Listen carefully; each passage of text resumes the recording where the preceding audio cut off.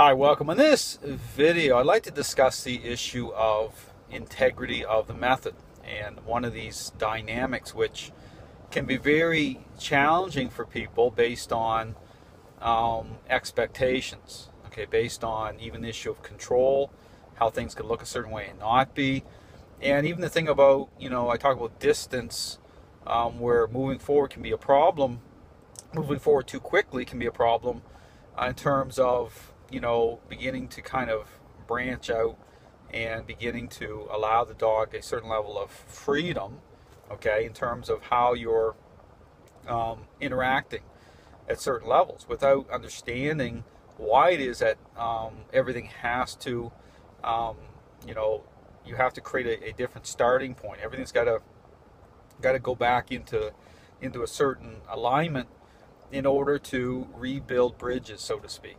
And again, situation I'm currently involved with, again, and it's helpful too. These situations kind of provide some talking points, because there is quite a bit that happens, especially when you deal with dogs that have gained a incredible amount of control, which is the case here with the German Shepherd. And then and then again, how people think. Again, this is where emotion really plays a role, because it can be very challenging especially for some people, because of the type of dynamic that is kind of in play in terms of how they're interacting, how they're connecting, how they're bonding with the dog. And so when you get them to understand that this is the reason why you have to frame it up, okay, a certain way, you have to kind of move everything back into a starting position.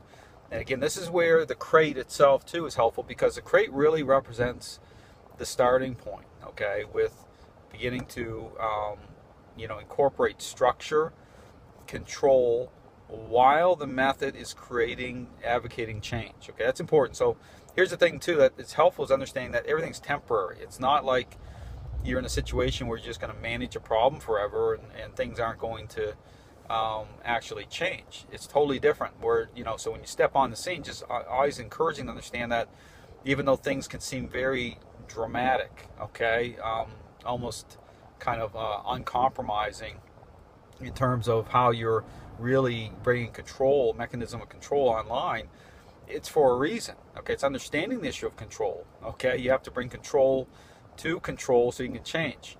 Because here's the thing: is once a dog's gained a high level of control, everything changes. Everything becomes contaminated. Their thinking. So even though they look like they're they're very agreeable, it's even the context of being agreeable, okay, based on control. So very challenging, because we look at things through a certain lens. Okay, we oftentimes will just assume things, which again, the method itself will reveal the truth. This is why, again, investing in interacting in very specific ways is important, because it provides context. It will provide context and reveal truth as to what the real deal is in terms of a dog's state of mind. But then that will go into this whole thing with the overall state of the relationship as well. So it's not just context within certain moments. Those moments aren't just one-offs. You have to understand that too. Everything connects. Everything. There's no accidents or coincidences. Once you see a dog's state of mind hit a certain tipping point, I almost guarantee you, unless it's something that's unreasonable, which isn't, you can't provide context that way. But if you apply the right, interaction, okay, to reveal, and you through that revelation, you'll see dog's reaction. I guarantee you, you have a relation problem on your hands, and likely everything else that you're assuming, all your assumptions you're making, likely are faulty, okay, based on the issue of control. I mean, how things can look a certain way, not be based on kind of being hands off, dog kind of interacting. And this goes back in this issue of, again, why it is that, talk about expectations, and again, dealing with the situation I'm dealing with, it can be very difficult, because, when you bring a certain level of control online, and it seems kind of almost unfair for the dog, and then because then you're also going to get a reaction from the dog being, say, that the crate takes on different meaning, and the dog becomes very reactive in the crate, because again, what happens is the dog gets more desperate, okay, understanding that how things are beginning to frame up, the dog really senses it. Dog really understands what you're doing, and that you're beginning to, beginning to challenge their agenda, so to speak, in terms of how they're connecting and gaining fulfillment even through certain people. And so what you'll see is as you bring that structure online and begin to advocate, beginning to rebuild bridges, you'll see a level of desperation take hold. The dog will become very reactive, even in the crate. And so going from in getting this issue about, I talk about the integrity of the method. Okay, this is where the integrity part is so important, because you have to maintain that integrity.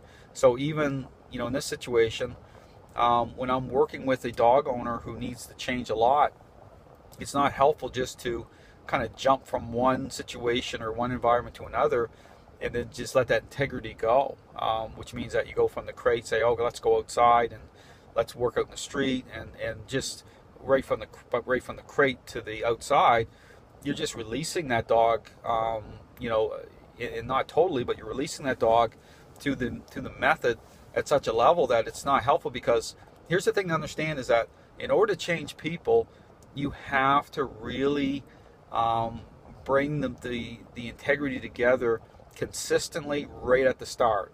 So this is where I step into a certain situation. I just focus on right from the crate, maybe just 2, 3, or 4 steps from the crate out just a little ways, with high level of integrity, making sure they're really doing it right, making sure you have a great starting point. And so you're not focused on distance at all. Okay, you're focused on the core of it. You're focused on making sure that individual is advocating, is interacting in a very specific way, which is going to change the perceptions of the dog. Okay, right from the very beginning.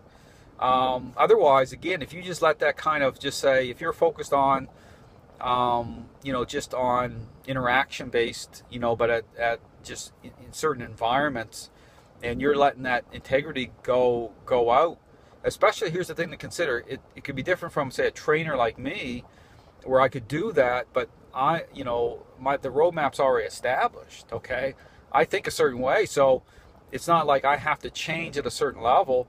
When the integrity goes for me at a certain level, I'm loosening it up. It's different because the dog understands. The dog knows. Okay, now Dale is who he is, and that's built in. That's defaulted in. Okay, so I'm going to in a more of a in the totality of what I'm doing. Okay, change is going to happen, guaranteed, because of, again, how I automatically default into specific interactions all the time. And so, but for somebody, here's the thing, for somebody who is not at that level, who thinks a certain way, the dog's gain control in and through that person, and that's where your problems have really been established, then you have to make sure that the focus needs to be on right from the very beginning, right from the crate out. You need to really focus on that. Now, here's the thing. There are times that the person needs to take the dog to the bathroom and do certain things, okay? And that is part of it, but you really have to get the person really consistently focusing on the starting point in a consistent way to really make sure that takes hold, make sure that because that's the core of it. That's the thing to understand from the beginning, from the moment the person takes the dog and begins to interact with the dog, that their thinking is beginning to really take shape, okay?